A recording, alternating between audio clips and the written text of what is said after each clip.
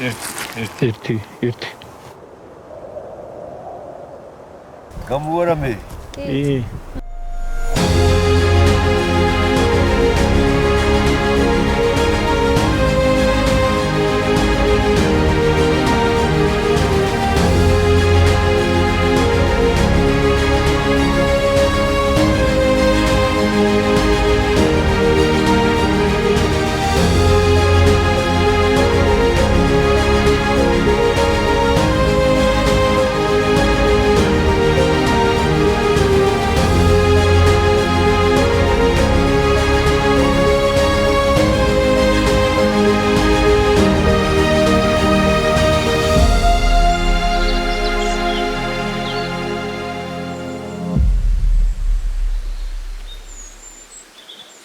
ყოველ დილას, როცა სკოლამდე 18 კილომეტრიან გზას გადის, სოფელ ლევიტანაში სწორედ ფრიდონი მასწავლებელი გვახსენებს, რომ ხეობის მომავალი ადამიანებზე გადის, მათზე, ვინც პატარა სოფელში დიდ საქმეს აკეთებს.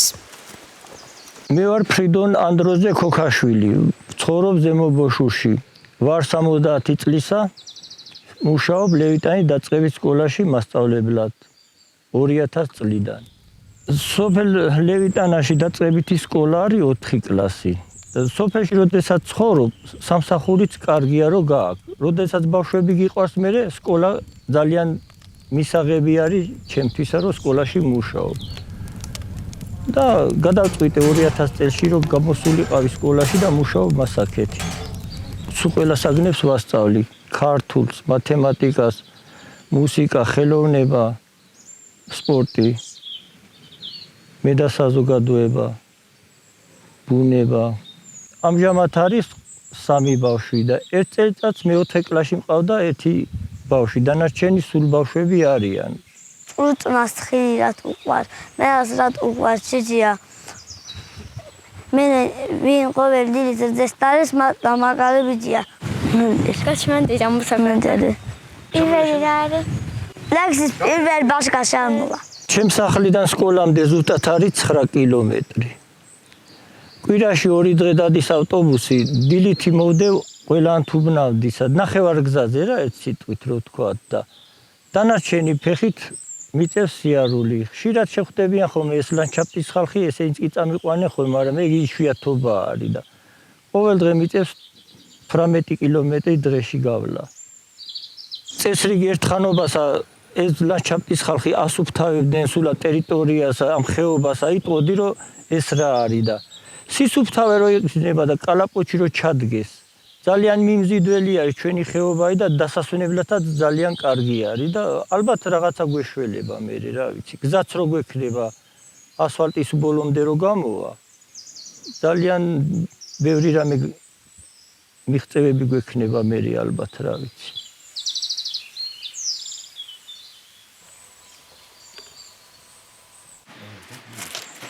მე ევიდი ვარ. მე ერვინა ვარ. მე მილენა ვარ. ლევიტანა რამაზია.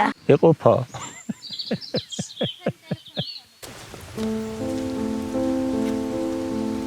ეს არის ამბავი იმაზე, რომ სამყაროს ყველაზე გასაოცარი ადგილები ხშირად შეიძლება ყველაზე პატარა კუთხეში იმალებოდეს.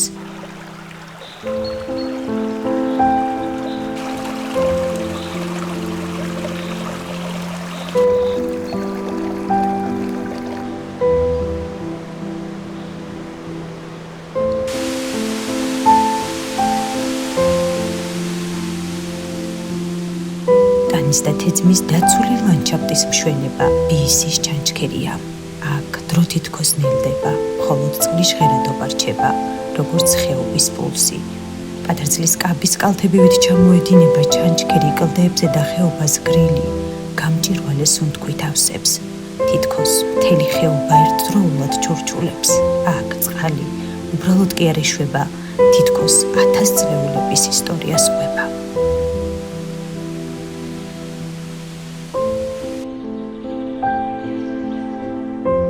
სოფელი ზემო 40 თეძამის ხეობის კარიბჭეა. აქ ცხოვრობს ქალი, რომელიც დღემდე სიყვარულით იხსენებს დედამთილს.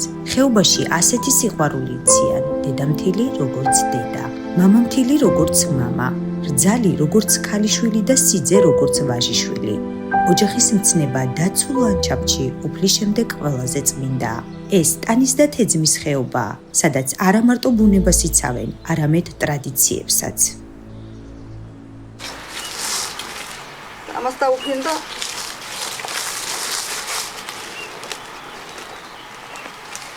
ძალიან კარგი ქალი იყო, მთელ ხეობა მიცის, როგორ დედამთილი მყავდა, მე ჩემგანზე მეტი იქნება მაგისი თქმა.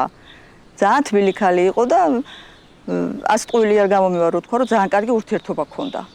აი, ჩვეულებრივი სოფლური ოჯახი გვაქვს ახლა. ჩვეულებრივი ცხოვრობთ. კი, მოსავალი კარტოფილი, ლობიო. არის ვაშლიც, კიტრი, მწვანილი, რავი, ბოსტნეული. წყალს წყაროდანზე დავდით და მე რიამ გავაკეთა წელს, აქ არის კრანი. ხო, უბრალოდ ცისტერნაში აიქ ადგას ცისტერნა უნდა დავაკაჩავთ და გვაქვს, ეხლაც მოდის ჩვეულებრივი წყალი. ამჟამად 2 კომლი ვცხოვრობთ. ზაფხულობით მოდიან დამსვენებლები ამ გაყიდული სახლებიდან, მაგრამ ძირითადად 2 მოსახლე ვართ. მე ახლა რაღა ჩემი შვილისთვის უკეთესი ცხოვრება მინდა, რომ უფრო კარგი იყოს სოფელიც და ქალაქიც. მე მიყვარს სოფელი და მინდა მეტი ახლა ხალხიც იყოს და ყოველთვის იმედითა ვარ მე განწყობილი და სულ ყოველთვის კარგ ცხოვრებას ველოდები და ნახოთ.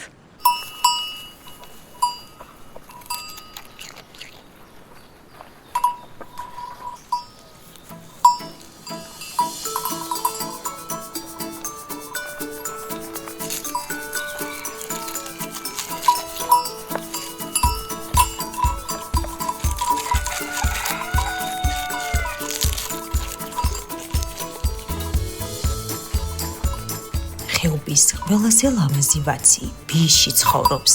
ადგილობრივებმა მას უკვე დიდი ხანია სახელი შეურჩიეს სპარტაკი. სპარტაკს ვაშლი და ტყის პანდა უყვარს და 5-ვე ცოლს ერთნაირი ყურადღებით ეკიდება. სწორედ ამიტომაც არის რომ ბატონი ჟორას თხები რეგულარულად იწველებიან და ხეობაც საუკეთესო სურნელოვან ყველს იღებს. თუ მხარეს ოდესმე გაივლით და ბისის ხმებს მოусმენთ, შეიძლება შორიდანაც შეამჩნიოთ ერთი ლამაზი ამაყისვლით მომავალი ვაცი. ეს სპარტაკია, ვაცი, რომლის დამსახურებაა რომ დაცული ლანდშაფტის ყველის გემო არასოდეს ავიწყდებათ.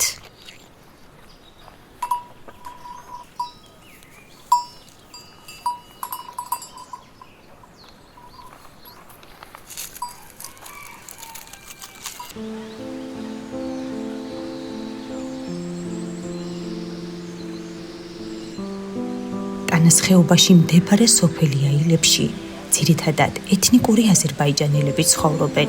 სოფლის მოსახლეობა საუკუნეების განმავლობაში მიწათმოქმედებით არის დაკავებული. სოფლის მეურნეობა და მესაქონლეობა თაობებს შორის გადაცემული ცოდნაა, ოჯახური ტრადიცია, რომელიც დღესაც ინახავს სითბოს და ხეობის დინჯრიტს. ბუნებაზეა კარგი, თორაზეა კარგი, ისე კაი ადგილია. ბორჯომზე 1000 ჯობია ეს ხეობა. სუფთა ჰაიერი აქა. ყველაფერზე ტურისტები მოდიან აქა, ალბათ კარგია, იმიტომ მოდიან ტურისტები, თორე ბორჯომზე რატომ არ მიდიან?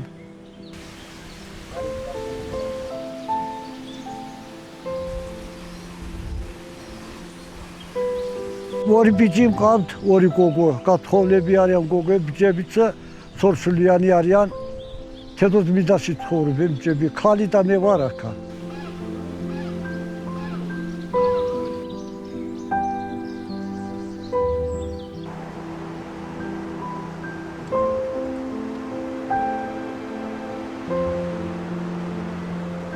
ვაჟაი ეთნიკური აზერბაიჯანელია, რომელიც ცხოვრობს მწყემსავს და თვალებშიც ხეობის უსასრულობა აქვს. ტანისა და თეძმის ხეობაში წყემსი, ცხვარი, ტბა, მთები და ჰაერი ერთმანეთს ავსებენ და გვიყვებიან ერთ დიდ ამბავს ყოველდღიურ ცხოვრებაზე, სიმშვიდესა და თავისუფლებაზე.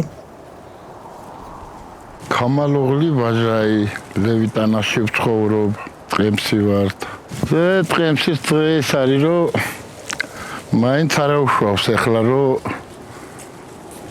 ცხოვრობთ, პატარებს ვინახავთ, თორე ძნელია წყემსობაი, რამდენი წელიწადია წყემსობათში ვარ და ეხოლევიტანიდან საზღვრებში გამოგვაქვს ეგ ვაძვებს და მე შემოდგომით უკვე აი სადაც არის უნდა გავრეკოთ, აი ცოტა ხანს აწივდება, ქვეთ ბარში უნდა ჩავრეკოთ. ახლა ტურისტები ლიან სხვას გავყიდით, ყველს გავყიდით რაღაცასა და სარგებლობა გვექნება იქიდანა.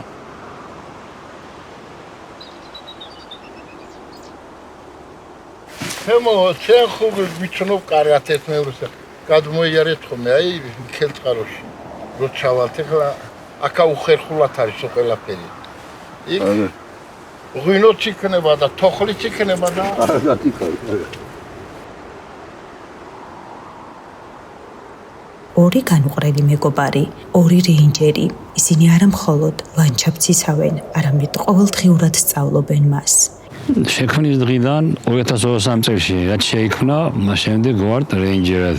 ჩვენი დღის წესრიგი დილით გამოცხადება ოფისში, შემდეგ დავალების მიღება და გავდივართ უკვე სამუშაო განრიგზე.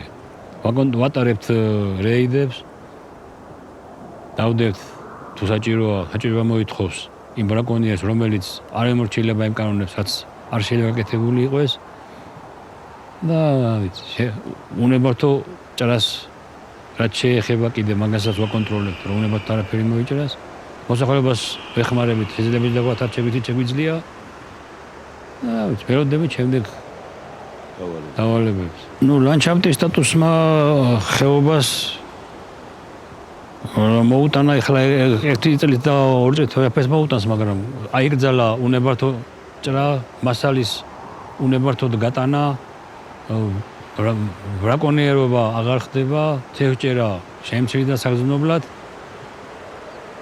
მოსახლეობას ძირითადად ახლა მოსახლეობასაც რა მოუტანა, ჩვენ გვინდა რომ განვითარდეს ლანდშაფტი და გავანვითაროთ მოსახლეობასთან ერთად. საინტერესო რა გქონია საინტერესო. დათვები კი როგორ არის? მორევის მაშინ რომ გაიარეთ თქვენი მანქანით რა სამმალოს. რა სამმალო.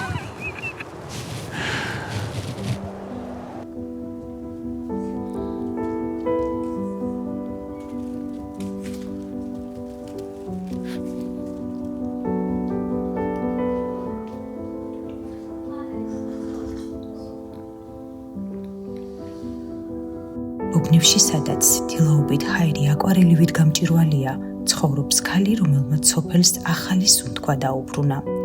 მარგარიტა ონილოვა მხატვარია, რომელიც ფერებით ლაპარაკობს.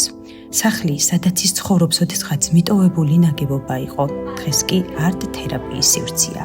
სტუმრები აქ ჩუმდებიან და შემდეგ ნელა იწყებენ საკუთარი თავის მოსმენას. ხელოვნების სახლმა სოფელს იმაზე მეტი მისცა, ვიდრე ვინმეს წარმოედგინა. სივრცე, სადაც ხელოვნება ადამიანებს აერთიანებს, კურნავს, ამშვიდებს, სილამაზე იკიწყება, სადაც ადამიანს თავისი შემოქმედების სჯერა. У меня ожидание, чтобы сюда пришли люди и видели, подружились, чтобы они с природой, чтобы они научились любить природу, потому что это все от Бога, это все божественно. Это нужно сохранять. И это благо, что это заповедник, и благо, что здесь есть много всего сохранено красивого. Я хочу, чтобы люди умели видеть эту красоту и умели благодарить за то, что они увидели. И я думаю, здесь будет много людей. Я думаю, что это перспективное именно место такое, куда придут люди, потому что как по мне нравится это место больше всех.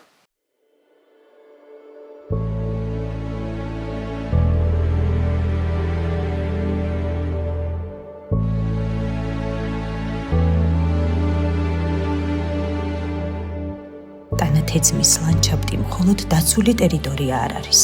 ეს არის სივრცე, სადაც ბუნება ჯერ კიდევ თვითონ აწესებს თავის კანონებს. აქ ყოველი ხე, ბალახი, ქედი გვახსენებს, რომ სამყარო სილამაზე ხელუხლებელია იქ, სადაც ადამიანი მას პატივს ცემს და უფრთხილდება.